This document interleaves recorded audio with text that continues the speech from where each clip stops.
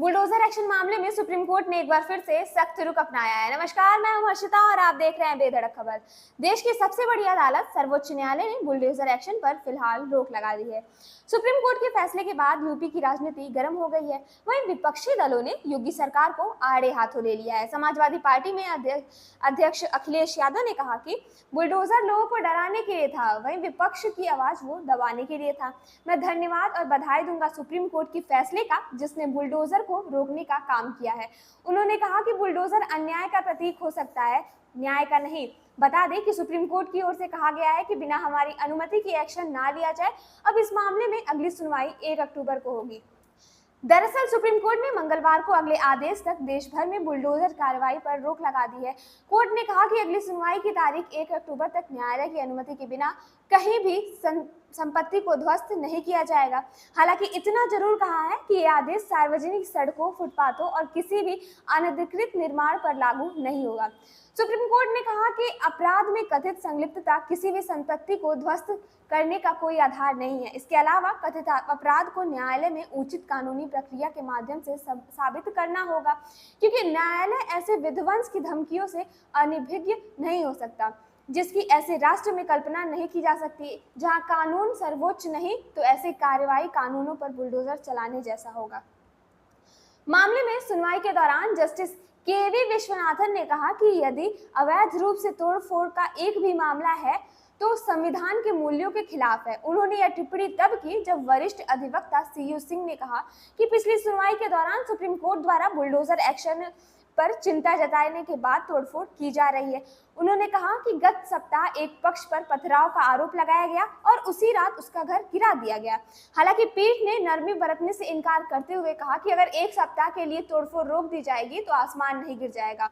पीठ ने कहा कि उसने संविधान के अनुच्छेद 142 के तहत अपने विशेष शक्तियों का इस्तेमाल करते हुए यह निर्देश पारित किया है।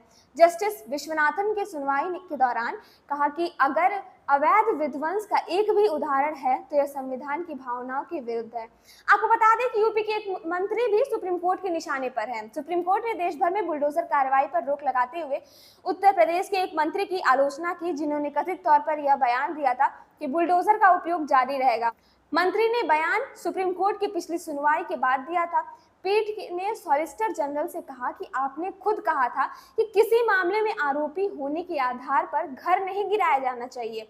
2 सितंबर की सुनवाई के बाद भी बुलडोजर कार्रवाई का महिमा मंडन और भव्य प्रदर्शन हुआ। क्या हमारे देश में ऐसा होना चाहिए? क्या चुनाव आयोग को नोटिस दिया जा सकता है ताकि कुछ दिशा निर्देश बनाए जा सके? आपको बता दें कि बुलडोजर एक्शन पर इलाहाबाद हाई कोर्ट भी नाराजगी जता चुका है। आजमगढ़ में कानूनी प्रक्रियाएं अपनाए बिना बुलडोजर से घर गिराए जाने पर हाई कोर्ट ने नाराजगी जताई थी। इस मामले में हाई कोर्ट ने यूपी सरकार से पूछा था कि ऐसी कौन सी परिस्थिति थी कि जिसके चलते कानूनी प्रक्रिया का पालन किए बिना याचिकाकर्ता के घर को गिरा दिया गया। कोर्ट ने इस मामले में यूपी सरकार से जवाब दाखिल करने के लिए कहा है। वहीं आजमगढ़ के सुनील कुमार ने अपना घर गिराए जाने के बाद हाई कोर्ट में याचिका दायर की थी।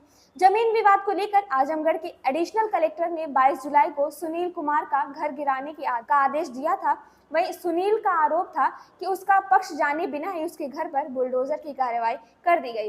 हालांकि यह सुप्रीम कोर्ट का अंतरिम आदेश है। शीर्ष अदालत इस संबंध में दिशा निर्देश जारी करेगा। देश के सभी राज्यों को इन निर्देशों का पालन करना होगा।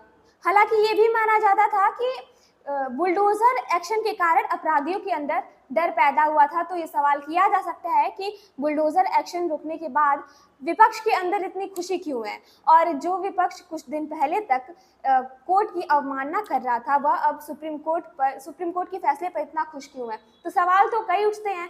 अब बाकी इस खबर पर आपकी क्या है राय, हमें कमेंट बॉक्स में जरूर बताइएगा। ये वीडियो अगर आप फेसबुक पे देख रहे हैं तो हमारे पेज को फॉलो करें, यूट्यूब पे देख रहे हैं तो चैनल को सब्सक्राइब करें। धन्यवाद।